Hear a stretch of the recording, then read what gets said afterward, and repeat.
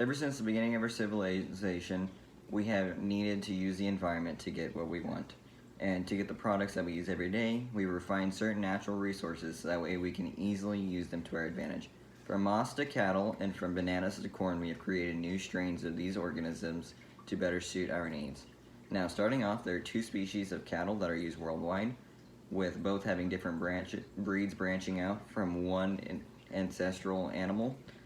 Now, first, this right here is our Brahman bull Henry. Brahmins are the species Bos indicus, originating from India and more commonly referred to as the zebus. Generally, zebus are very calm and easy-tempered, but get between even the tamest of cows and her calf and she will not hesitate to run you over. Zebus are very heat tolerant and they have long tails to swat flies, meaning they are fairly pest-free. Now, the reason why they are heat tolerant is because of all that skin right there. That skin and those big drooping ears, they allow for blood to be rushed through there and cool it down from like the wind because they flap them. The signature hump that's on his back right here, that is much like a camel's in that you can use it to store fat.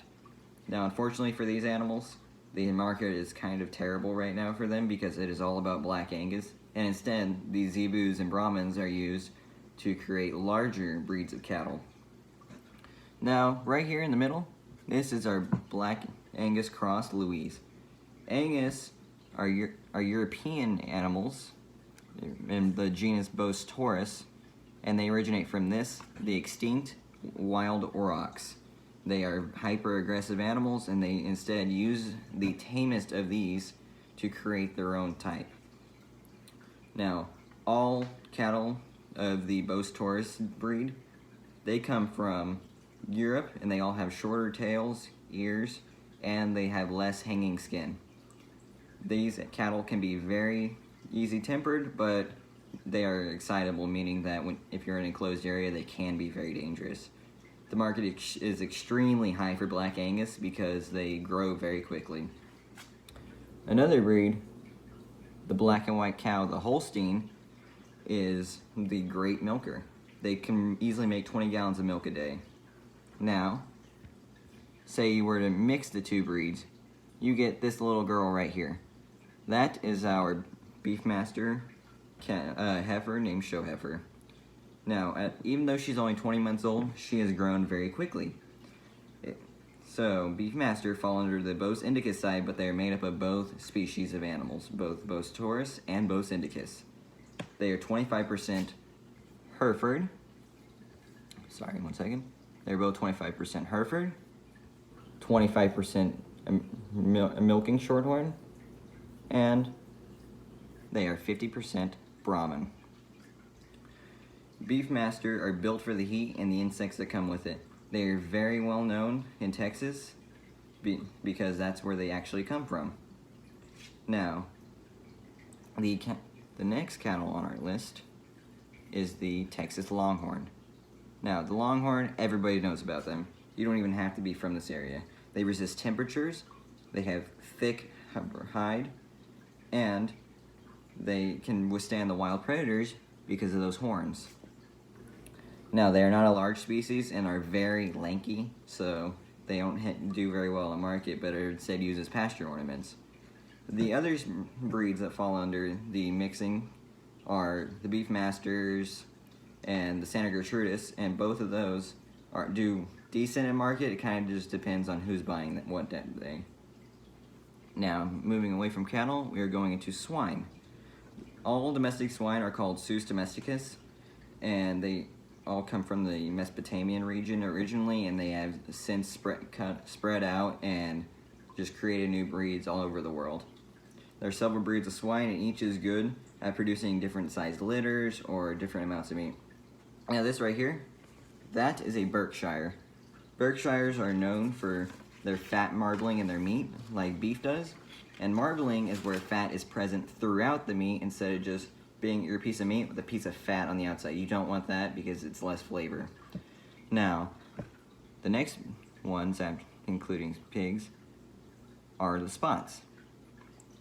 The spots and these red ones right here, the Durocs, they grow very quickly, and they have a very large prowess for their carcass to meat ratio. So that means that say they weigh 100 pounds, they may have 60 pounds of meat on them and only 40 of it being bone, which means it's a greater yield for the producer, meaning more money. Strangely, these pigs both have drooping ears, which, funny enough, that makes them more irritable because they can't see as well, so they get more irritated whenever you try to take them to do something. All pigs can be used for meat, but sometimes they're actually used for smelling out truffles because of their great sense of smell that even the blind ones can find them and go dig them up, meaning that people have a way to get the very rare and expensive truffles. Next, we have chickens. Now chickens, they come from the red jungle fowl right here. Those are from Southeast Asia. After domestication, they had two purposes in mind for these animals sought by farmers: egg laying and meat production. According to thefuelhomestead.com, Cornish cross chickens are the most well-known breed. These guys right here. Now the Cornish, they grow very quickly, and they can be 10-pound birds within 9 weeks. And there are several different types of breeds for laying eggs, and most commonly you see these, the Leghorn, like Foghorn Leghorn from the Looney Tunes. That's what he was, because he was a type of the egg chickens. The Leghorns are used very often because they lay eggs very common. This is a Rhode Island Red. Rhode Island Reds are used because they won't get broody as easy. When a chicken is broody, that means they are ready to start hatching chicks so they don't lay as many eggs, which is bad for farmers. Next are the sheep. All sheep come from the wild mouflon. Mouflon are sheep that inhabit Asia and Europe, but most commonly they are just up in the mountains and they're really hard to get to. Sheep have been difficult for farmers to actually just make new breeds of because they like to die very often because they'll just walk away and forget that they have babies. They can be used for meat or wool, but a lot of times they're just used for wool because in America we don't eat sheep very often. This right here is a merino. Merinos are used for wool more than anything because it grows thick. So that means that there's a lot more to work with when you have an animal that you're ready to shear. Rambouillet, right here. These guys can be used for meat or wool, and they are often shown in livestock shows for this reason, because you can use it for your wool production or you can use it for your meat production. And merinos can also be used, but it's kind of just less that they are actually used. Different from the other animals is the insect. The domestic silk moth was made by Chinese silk producers. Unlike other moths, they cannot fly because of how much domestication they've gone through. That just rendered their wings unable to be used. And what this guy is actually used for is breeding to make more caterpillars. The caterpillars are what produce the silk for their pupae, but instead we just harvest it and turn it into our garments and other fabrics.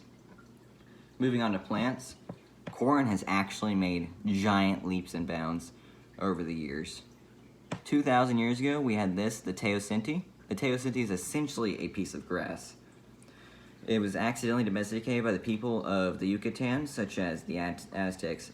Then they made it into this, which everyone knows is corn.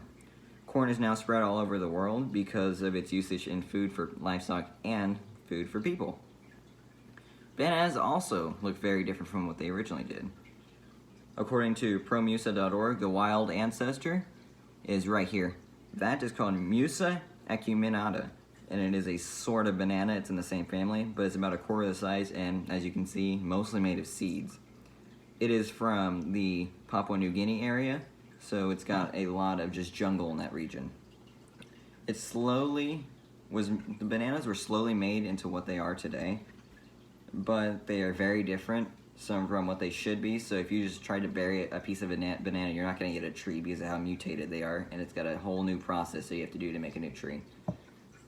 So, in conclusion, we've changed organisms so much that we make it very easy to have our new, just better producing animals, better producing bananas such as this. And without them, it would be very hard to feed the world food supply and make materials such as your wool for your clothing.